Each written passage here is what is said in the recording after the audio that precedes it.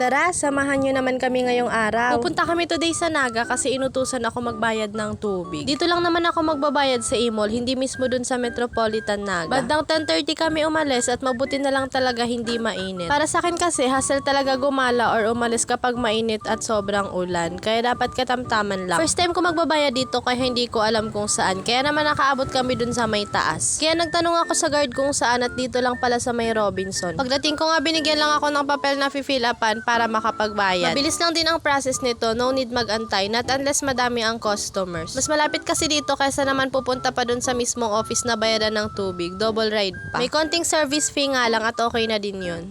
Hi guys, tapos na po kami magbayad. Punta na kami sa may bibilin kami. Selling fan and peanut.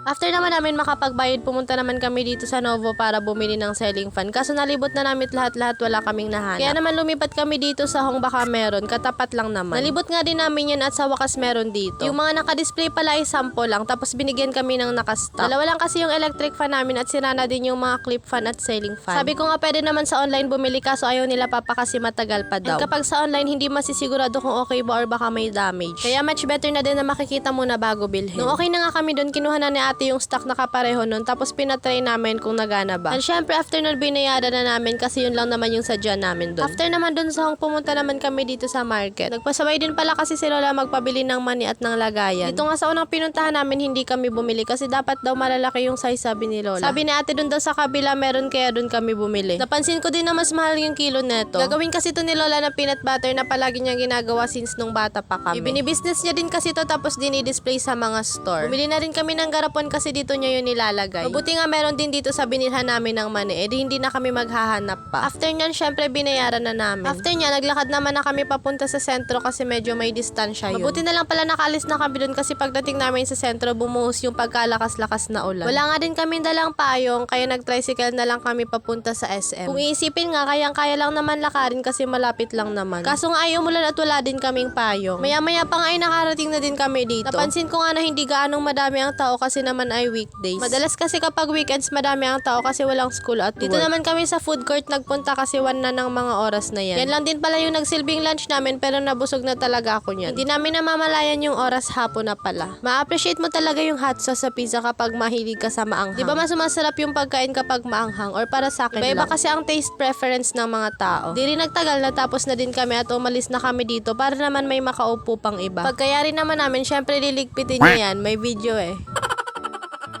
Tingnan nyo guys, ang bait ni Dave. Basura namin, tapon namin. Kasi hindi niya alam kung recyclable. Loko, ano ba yan? Hindi ko din yun alam. Guys, sabi ko, magpapapicture lang ako sa photo line. Tapos si Chon mo na yung kasama. Photo line! Photo lang po iyo. Balikan natin. Photo line yun eh. Photowism. Ano? Photowism yun.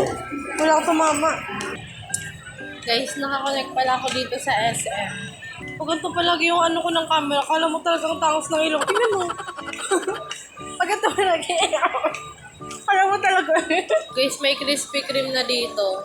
Before wala. Nung inutusan ako ni Uncle Fred, wala pang Krispy Kreme dito. Tapos ngayon, meron na. Galing yan guys kay Dave. Tingnan nyo guys. Kaya pala pinatanggal. Hindi mo na ako pinilahan. Tapos gusto din. Sa Amon? Naluluging ako. Gusto ko sa Shopee lang para 6 na piraso. 6 na piraso, 29 pesos. Nagaya naman to dito sa Worlds of Fun pero kunyari ayaw. Paulit-ulit ko na nga tinry itong laro na to pero mas mauuna pa makuha yung inis ko kaysa sa chocolate. Sana pala bumili na lang kami. Iuwi na lang namin to. Kasi malaki pa kami sa bahay. Mga ilan sa'yo? Tapos next time na lang namin papapalitan. Di ba Dave? Di ba Dave? Di ba? Next time na lang namin papapalitan. Guys, pababa na po kami. Pumunta sa kami sa Sino yun?